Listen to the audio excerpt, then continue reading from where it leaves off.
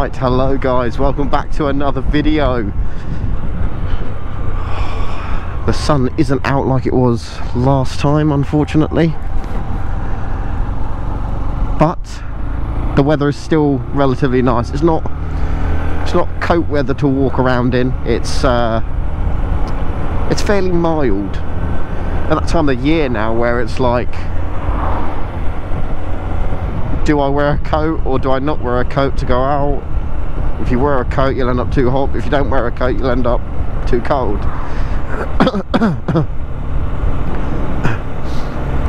So at that funny time of the year, it's not too bad, because I know that summer is coming and I am here for it. Glad to get out on the bike today. Did rain a little bit earlier, so I was a bit apprehensive as if I was actually going to get out on the bike today.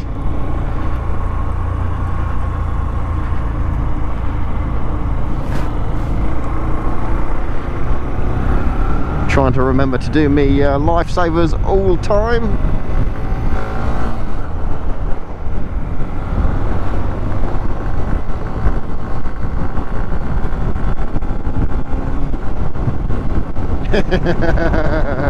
I don't think he'd like me getting close to him then. I'm not going to overtake him on 125. That is nice. Oh, bike again. Oh, that sounded beautiful. Subject to talk about by a comment on my previous video, so I thought I'd get out on the bike and speak about everything about the CBT, what to expect, what you're gonna do on the CBT, and just how to prepare for it, really. So I never, like I said before, I've never ridden a motorbike before in my life before doing my CBT, and it was always been like one of my like lifelong, not dreams to say, but ambitions to get an understanding of how motorbike works, like to learn how to ride a motorbike. And I thought, you know what, I hit 30 years old last year. That was kind of like the point. I was like, you know what, let's get the CBT booked and we'll go from there. If I enjoy the CBT, I'll get a motorbike, get my license. If I don't enjoy the CBT, hey ho, I've learned how to ride a motorbike. So it's not all loss as such. It was a win-win situation for me. Me personally, when I'm interested in doing something, I tend to do a lot of research, watch videos, see people's reviews, feedbacks, as to how things go, what to expect. I like to do a lot of research into something I'm doing or places I'm going.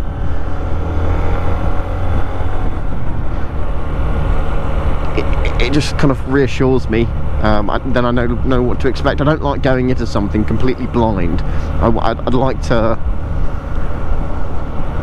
like know what I'm dealing with, kind of thing, to prepare myself, really, so to speak. So I thought I'd watch plenty of YouTube videos, TikTok videos,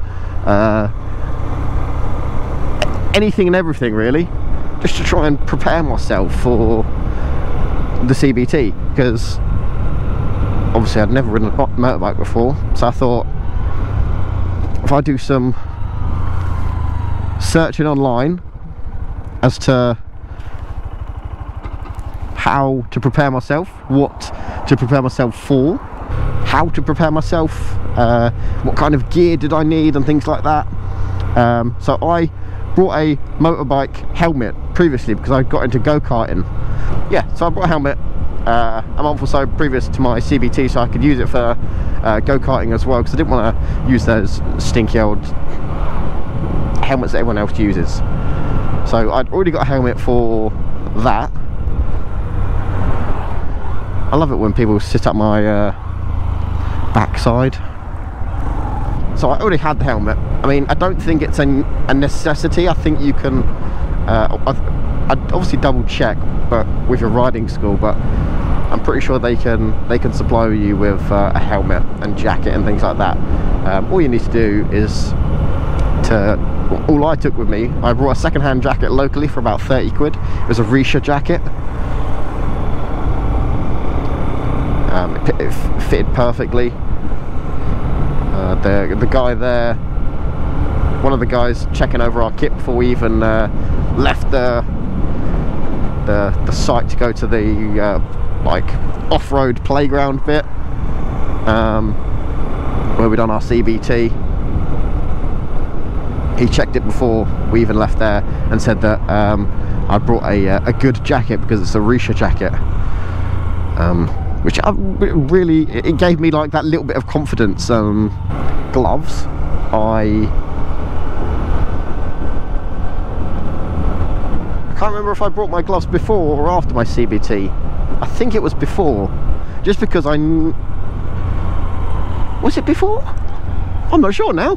Yeah, so gloves, you can either buy your own, or again check with your riding school, because you may they may supply you with things like that.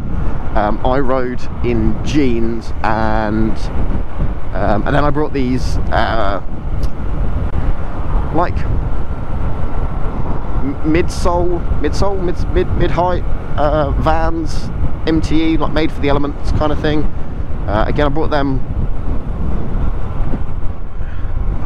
off Vinted as well, because I didn't want to go all out and buy loads of expensive stuff for my CBT if I wasn't going to enjoy it. So I brought those off Vinted. They were near enough brand new, and I got them for a really cheap price, which is good. So I just wore some regular jeans. I thought I'd play it safe by going with jeans rather than something like tracksuit bottoms or something. I have no idea whether you can do your CBT in tracksuit bottoms, but I thought jeans is definitely a safe bet, because it's a bit more hard wearing, and if I were to fall off, I wouldn't have been more protected than if I was wearing anything else. So, what to expect in your CBT? So first off, all you do is get to know the bike. You handle it, you wheel it around, you press the brakes, you know, they tell you where all the switches are, the horn, the indicators, the clutch, how to operate the clutch, and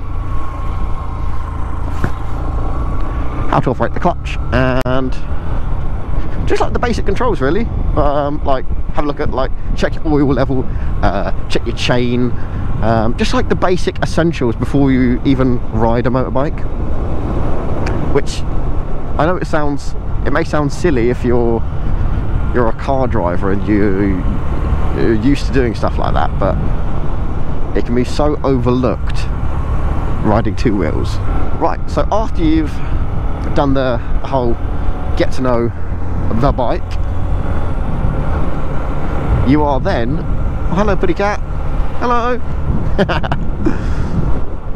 Yeah, you are then, I believe, you get on the bike and ride it down to what I done was ride it down to the end of the playground, done a U-turn and come back, stopped.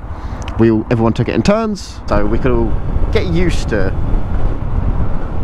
riding on a motorbike, coming to a stop. I don't think we went above 10-15 miles an hour. It was very, very low speeds, just to get used to the bike and like how it handles, how confident you feel on the bike. And then after that, it was a case of just continuous riding. So we'd just do a big loop. I believe it was, first off we went to the left, we got used to that, got confident at that, and then we done a loop off to the right.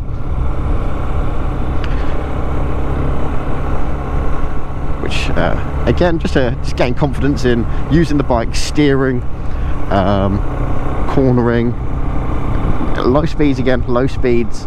We were cornering at anywhere between 5 to 10 miles an hour, dropping it into second gear and using the clutch a lot, which is what they were teaching us. And then I believe after that we moved on to, I think it was signalling, how to approach a junction. Say if I wanted to turn right here, you'd approach P2 at the moment, indicate P3. If it's clear, then turn. If not, you wait in P3. So when I say P3, that means position 3 of the road. So I'm currently in P1 now. So this is the edge of the road here. This is P1.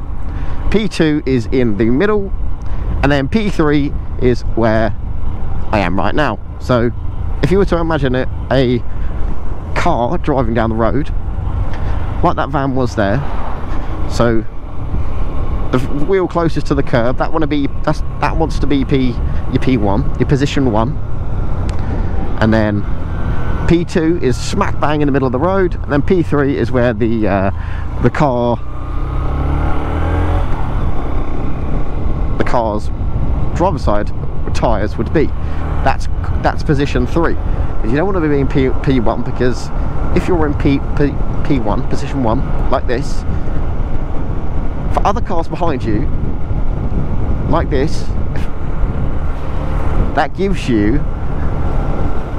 the cars behind you a feeling that they can overtake, that you're going too slow, and you want them to overtake you, which is not the case. So you want to be sticking in P2 all the time, and then you go around corners as well. You obviously change from like P1 to P2 to P3, things like that. And then after we done the whole turning into junctions, we started doing some emergency stops, which I have done in the previous video. If you're interested in that, I'll put a link in the top right hand corner of this video, so you can go back and watch that. I've practiced some U-turns and some emergency stops. So after that and the CBT, that's what we moved on to. We moved on to the emergency stops and turning the road. Turning the road is very difficult to grasp at first, because you're doing a target fixation. That's what my brain was doing. I could not stop fixating on the things in front of me, even though I didn't need to. I couldn't help myself. It's so easily done now as well.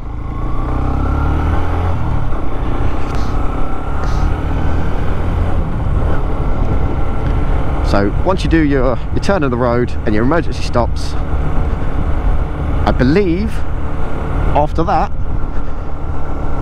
I think I rode round for a bit, and then after that it was out on the road for a road ride, all dependent on how confident you were on a bike. So me and this other guy were the first two to go out on our bikes, as the instructor deemed me and him the more confident and abled riders out of the 6 of us. Yeah, the more confident rider out the 6 of us. There were 2 16-year-olds there and a couple of mid-30s people. Again, the guy I was with, he was he'd done a CBT before, so he knew what to expect. It'd been a few years.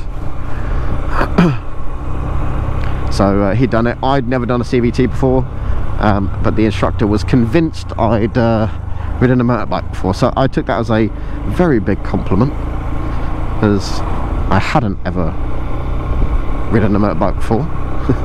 Which was a nice compliment, because I I didn't personally think I was that confident on the bike, but I obviously was. So the road ride is really, really cool. I love the road ride. It was very, very scary going from a playground out to actually riding a motorbike on the so it's very daunting riding a motorbike on the road for the first time, leaving the area where I've just been riding it off-road and not having to worry about cars and traffic. So that was very... Oh, bloody potholes are everywhere around here. Sorry, ignore my road positioning, I'm just avoid being thrown off the bike. Riding a bike in a car park to riding it on the road and having to worry about cars. It wasn't bad though, I really enjoyed it. So we both had our like a Bluetooth communication device hooked up to our instructor, who was behind both of us, and she was giving us instructions on where to go, what junction to take on a roundabout, and things like that. So me and the other guy who was doing his CBT, we both took it in turns to lead and follow the instructions. So that was quite cool. It feels really, really, really nice to get out on your motorbike, to get out on a motorbike for the first time on the main road. It feels so good, and then I think that's what kind of gave me the buzz for it, the excitement. So out on the main road, out on like the main road ride, you do your emergency stops and your figure of eight, turn in the road, sorry. I didn't do a figure of eight, I done a turn in the road.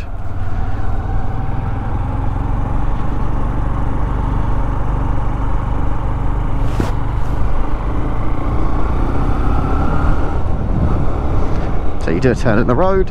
My first turn in the road, I done a bit of target fixating and screwed it up a little bit.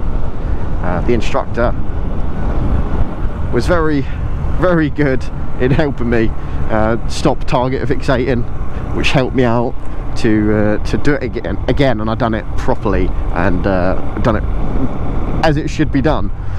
It's all about getting over that whole target fixation thing, because me speaking about a target fixation and you experiencing it are two completely different things, because it sounds like a load of old gobbledygook, but it's not. Target fixation is real. It can get you in a spot of bother.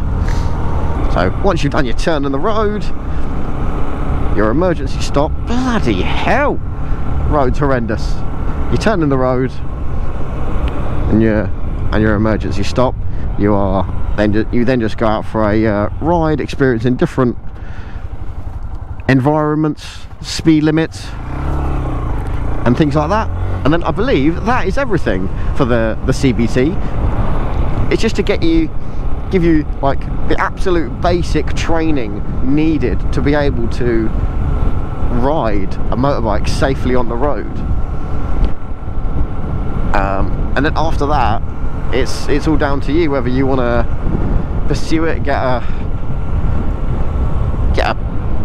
125 of yourself, go for your big boy license like I'm going to do. I'll make another video about that, like why I went for the CB125F, what I looked for in getting a motorbike, things I looked for in buying a motorbike. Well, buying my first motorbike, my first 125, because I've done my CBT on a CB125F. Not this exact model, the model before. I think it was a 2017 plate. But it cemented my my want for one. Right, well, if you have enjoyed this video, guys, make sure you drop a like and comment. Subscribe as well for more videos like this. I'm going to be doing one every single week this year.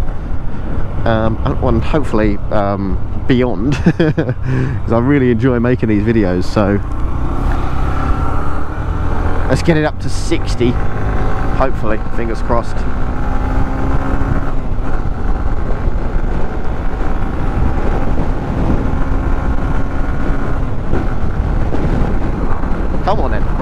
57, 58, 59. Are we going to hit 60? Oh yeah, we hit 60.